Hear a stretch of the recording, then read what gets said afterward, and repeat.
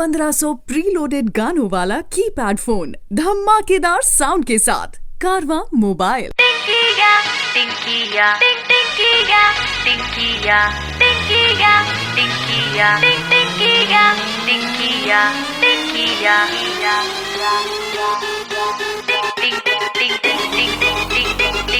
टिंकिया। लेना मत शादी का सवाद रहे टिंकिया, तुम भी हो जाएगी बर्बाद रहे टिंकिया, समझी। पति साला छोड़े ना आजाद रहे टिंकिया, तुम भी हो जाएगी बर्बाद रहे टिंकिया, समझी। बना के दुल्हन जब दुल्हा ले जाएगा, झूठे तारीफ में लव सॉन्ग गाएगा, कहेगी तो तेरा पैरो दबाएगा, पैरो दबाएगा, पैरो दबाएगा। जब कुछ दिन में मन भर जाएगा, हीरो के अंदर से विलेन बाहर आएगा, पूरा पूरा दिन खाली घर में खटाएगा, रात में जगाएगा, सुबह में गाली देगा, चाय जो न पाएगा, चाय जो न पाएगा। हंसी तो फिर नहीं मिलेगा मुक्ति, बेडे पे दिखेगा प्यार उसका भक्ति, और एक बार हो गया ना बचाओ बुतरू, तो फिर तो कतो भागियो नहीं सकती, भागियो ने भागियो ने भाग भाग भागियो ने भाग भाग भागियो ने सकती, तो फिर तो कदम भागियो ने सकती। कोई नहीं सुनेगा फरियाद रे टिंकिया, तुम भी हो जाएगी बर्बाद रे टिंकिया, समझी। पति साला छोड़े ना आजाद रे टिंकिया, तुम भी हो जाएगी बर्बाद रे टिंकिया, समझी।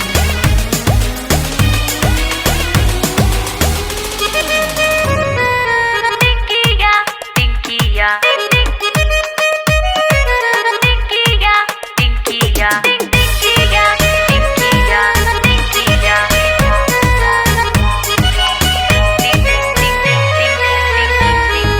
हुआ कॉलेज में ही पहला दीदार था, पहल के नजर में ही जिया बेकरार था, बीए से एमए तक पहुँच के पार था, पहुँच के पार था, पहुँच के पार था। कतना फ्लेवर लिपस्टिक लगाए थे, तब जाके एगो लड़का पटाए थे, किस पीस करके भी फोटो खिंचवाए थे, सबको जलाए थे, अपने सहेलियों को दुश्मन बनाए थे, दुश्मन बनाए थे। कहता था रखेगा क्वीन बनाकर, हैप्पी थे हम बड़ा उसको पाकर, हमारे बजट में समोसा ही सही था, देखो लुट गए ना बहन पिज्जा खाकर, पिज्जा खाकर, पिज्जा खाकर।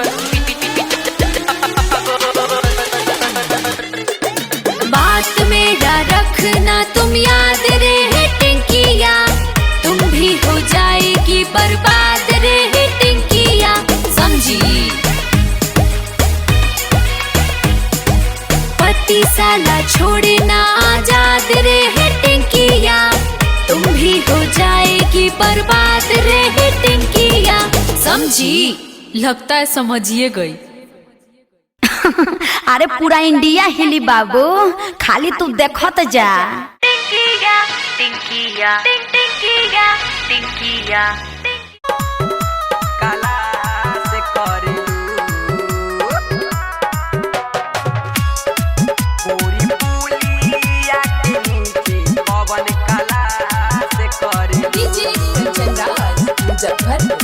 काला से करे पढ़े तू जालू बुरी कौन कॉलेज में, लिखे नया बेतुरा कौन नॉलेज में, कौन नॉलेज में, कौन नॉलेज में। पढ़े तू जालू बुरी कौन कॉलेज में, लिखे नया बेतुरा कौन नॉलेज में, कौन नॉलेज। त खाली बाप माई के पैसा बर्बाद करेलू, त बुरी पुलिया के नीचे पवन कला से करेलू, गोरी पुलिया के नीचे कवन कला से करेलू, कला से करेलू।